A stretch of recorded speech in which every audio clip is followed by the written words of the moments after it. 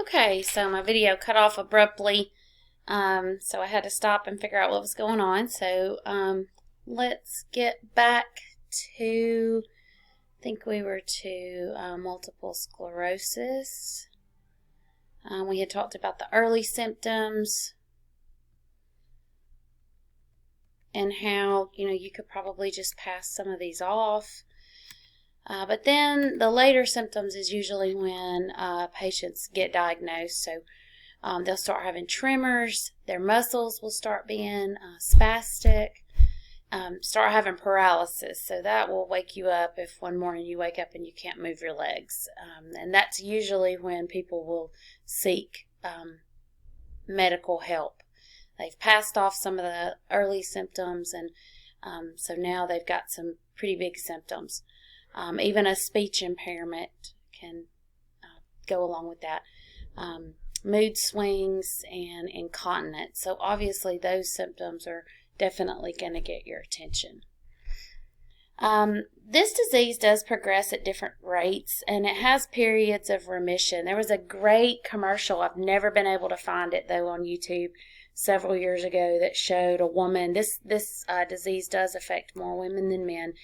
And like all of a sudden she was standing on a street, and then these chains would just come flying in and wrap around her legs, and then the chains would fly off, and then they would fly back and they would wrap around her mouth, and then the chains would fly off and they would wrap around her whole upper body. And it was really a great picture of what multiple sclerosis does. There's no rhyme or reason as to why it affects what part of the body at certain times. And so it can progress slowly, it can progress quickly, it can go into remission. In the last few years, though, the treatment has greatly improved. There are new drugs called beta interferons that help with relapses. These patients are also given steroids and physical therapy. This is a great video. It's on the video takeaways for you to watch and then comment on it. I think you'll really enjoy it. It's a really great video. It has a young woman that has multiple sclerosis. All right, so let's move on to epilepsy or seizure disorder. First of all, anyone that has seizures has a form of epilepsy, okay? It is a form of epilepsy. Sometimes you'll say, well, they have epilepsy. Oh, no, they just have seizures. Well, any seizure disorder is a form of epilepsy, and all seizures are a brain disorder that are associated with abnormal electrical impulses in the neurons of the brain. So there are abnormal electrical impulses going on regardless of what it looks like on the outside. If it's truly a seizure, there are abnormal impulses happening in the neurons of the brain. Looking at it under an MRI, just like the whole brain the seizure area just lights up. But it's totally abnormal. It's not like a normal lighting up. It's this one whole area, or even lots of areas, will just light up with abnormal activity. Some of the causes can be a brain injury. Someone who's had a car accident, has maybe had a fall, anything like that. Any kind of brain injury can cause seizures. Even at birth, if they were deprived of oxygen, like we talked about with cerebral palsy, brain injury can then cause a seizure disorder.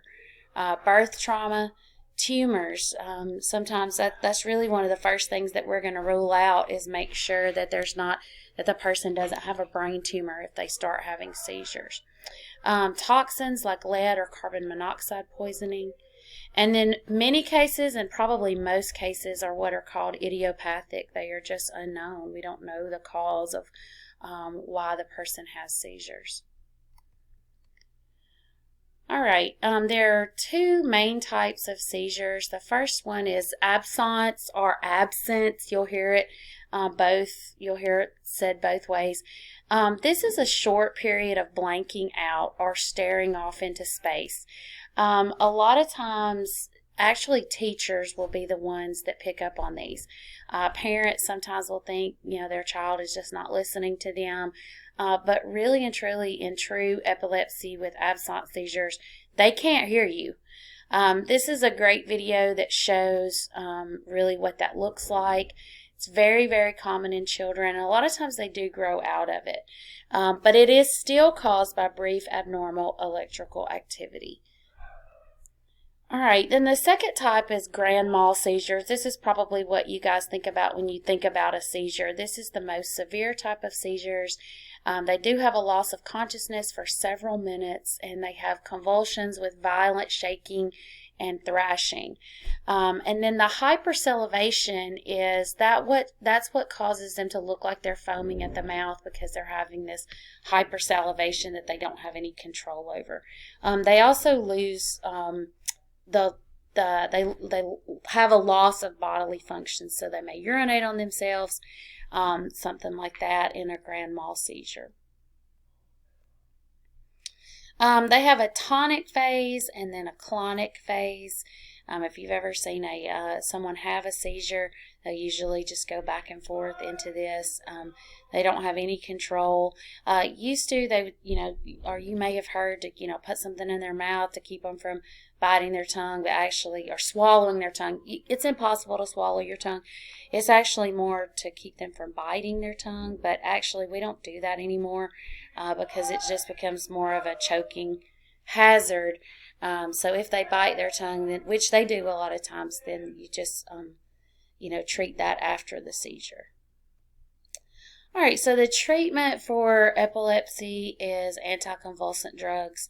Phenobarbital, Tegretol, Dilantin, those are some of the main epilepsy drugs or anticonvulsant drugs. And sometimes they just, really and truly, they just have to do what they sort of try to find a cocktail of these. Sometimes they'll be on multiple of these. And then surgical intervention if none of that works. All right.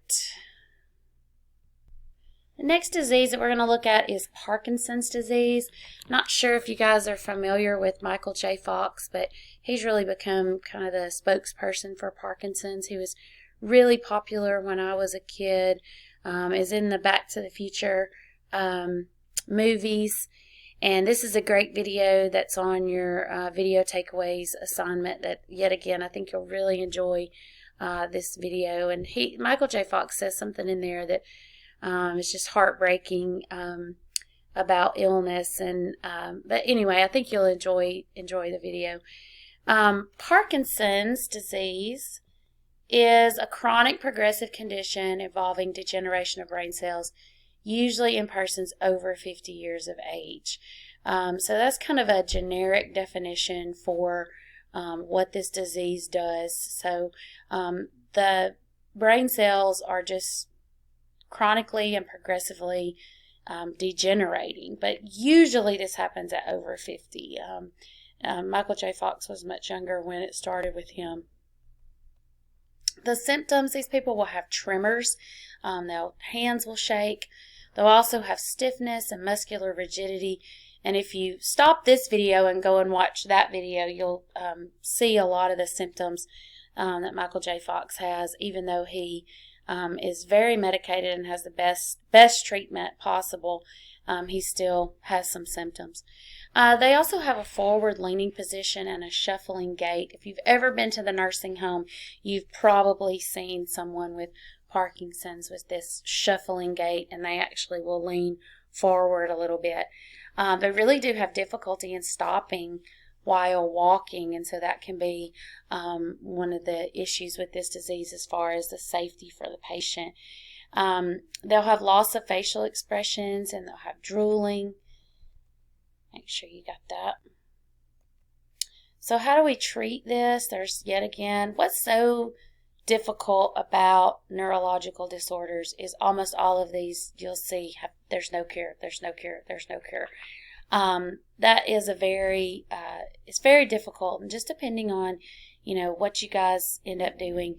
I worked in neuro for a really short period of time, and I learned a lot in that very short period of time, but I realized that I just could not do it. There was, I don't know, it was just so sad. There was just not a lot of hope. But then, when my mother was being treated at the Alzheimer's Center at UAB, on the Memory Center at UAB, I don't know, those people made such a huge impact on our lives. And so, if you feel like, I don't know, they were very rewarded by it. I'll never forget the nurse that had taken care of her in a study that my mom was in. She said, I come to work every day and work as hard as I can and hope and pray that I'm working myself out of a job, that we'll find the cure for this and there'll be no need for me to do what I'm doing. And what an awesome outlook. I mean, like I said, very life-changing people that can do that and feel called to do that. So with Parkinson's disease, there is no cure, but the medications are medications that increase dopamine. The main drug is levodopa, or different forms of that. They also do surgery to selectively destroy a small area of the brain to help control the involuntary movements. Now, all of these are just to control symptoms. This is not they don't have a cure at this moment. All right, so this you will answer on your own. In the notes, I will be checking them. If you've watched the video, you should be able to know which ones are which. As far as the definitions, you may have to look back. And then I will post on another assignment for Alzheimer's disease and dementia. I've got an article review with some questions.